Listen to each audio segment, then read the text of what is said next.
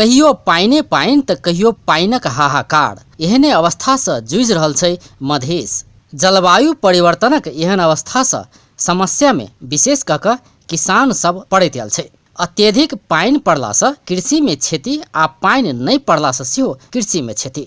किसान सब जलवायु परिवर्तन के कारण दोहरा मार में पड़ैत आयल छै। एक दिस सिंचाईक नीक प्रबंध नहीं छै तो दोसर दिस मधेशक किसान सबके हरेक बरस बाढ़ आ रौदी के सामना करऽ पड़ै छै।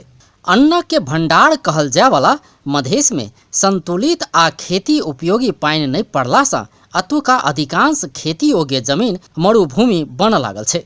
खेत में धान रोपल छै मुदा पाइन नहीं छै। किसान सब हरेक दिन पाइनक आस करैत आकाश दिस देखैत रहै छै मुदा पाइनक छाँट काँट नहीं देखला से ओ सब उदास भ जाय छै। खेत ठाम ठाम फाटि चुकल छै। धान सेहो हरियर से पियर होवे लागल छै मुदा कतौ पाइन नहीं छै। एहने अवस्था छै महोत्तरी के। अतः हजारों किसान आकाशक पाइन के प्रतीक्षा क रहल छै मुदा मौसम साथ नहीं दऽ रहल छै। हमरा सबके देखू खेत में एते खर्च बर्च कैली 50,000 रुपया लागि गेल, 1500 मन धान लागि गेल, खेत में दरार फाड़ गेल, न ऊपर आसमान तके वाला हवे न नीचा धरती हवे।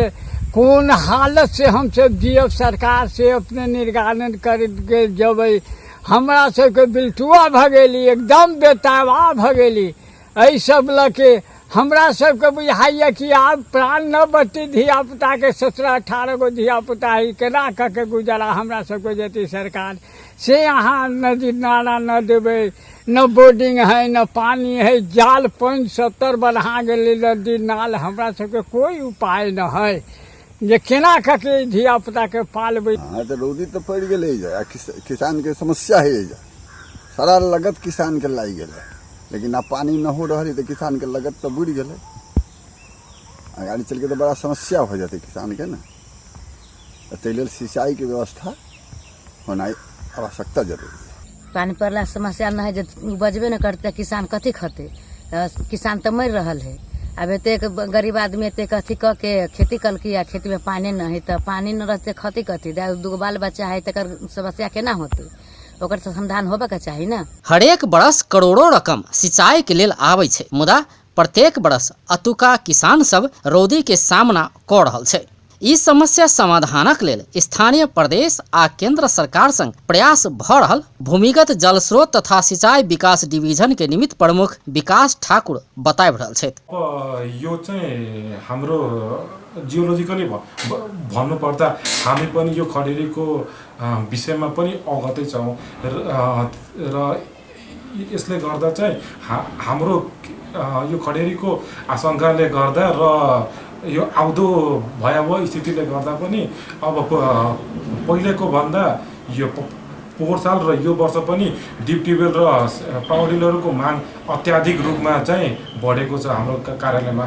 र यो मागहरूलाई मैक्सिमम रूपमा सम्बोधन गर्नको लागि हामी केन्द्र सरकार र प्रदेश सरकार समक्ष चाहिँ मागहरूलाई दर्ता गराइसकेका छौँ र समन्वय पनि हाम्रो भइरहेछ।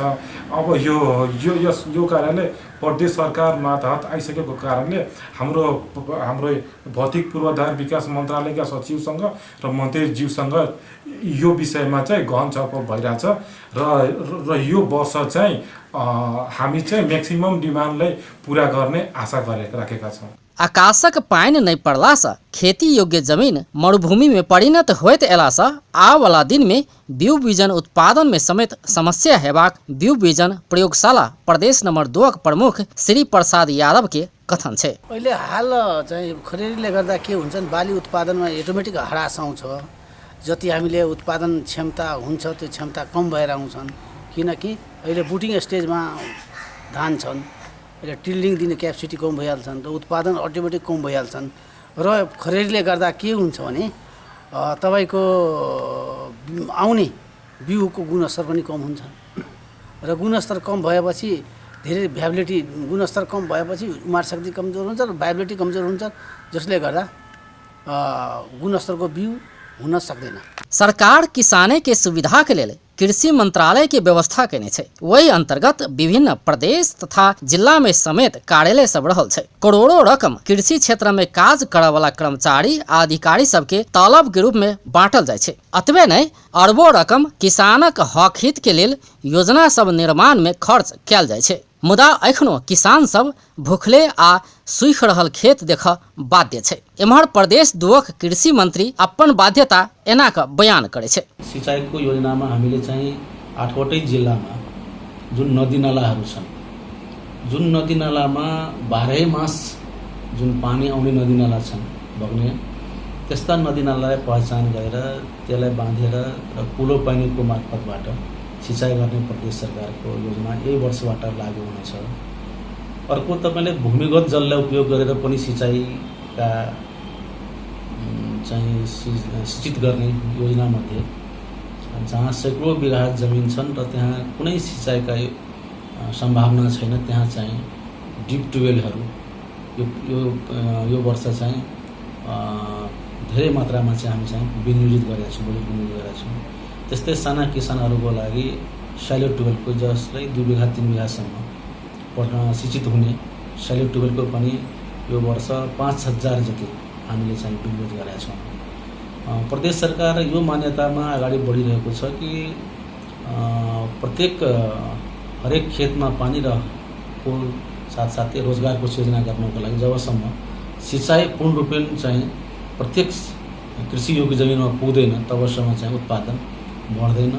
कहियो बाढ़ त कहियो सूखा, महोत्तरी के किसान के कोनो मौसम आ महीना में चैन नहीं छै। सरकारक लगानी बालू में पानी बाहेक किछ नहीं रहल किसान सभक कथन छै। किसान सब पाइन पाइन क रहल छै, मुदा ने त भगवान किसानक पीड़ा सुनै छै ने त सरकार। अन्न के भंडार कहल गेल तराई में यह बेर पाइन नहीं पड़ला कारण से तराई के अधिकांश भूभाग मरुभूमि में परिणत भेल छै। लाखों लाख रुपया खर्च क क किसान सब हर्षोल्लास के साथ खेत खेत में धान रोपने छलाह, लेकिन सिंचाईक उचित प्रबंध आ आकाशे पाइन नहीं पड़ला कारण से किसान सब हतोत्साहित भ क अपन भाग्य के सरापैत निराश भ बैसल छथि। एम्हर सरकार खेत खेत में सिंचाई आ घर घर में रोजगारी पहुँचेबाक लक्ष्य ल क दावा कर रहल छथि। एहन अवस्था में कि सरकारक ओ लक्ष्य पूरा हैत त देखबाक बाँकी अछि। अपन टेलीविजन के लेल दीपक कुमार पांडे, महोत्तरी।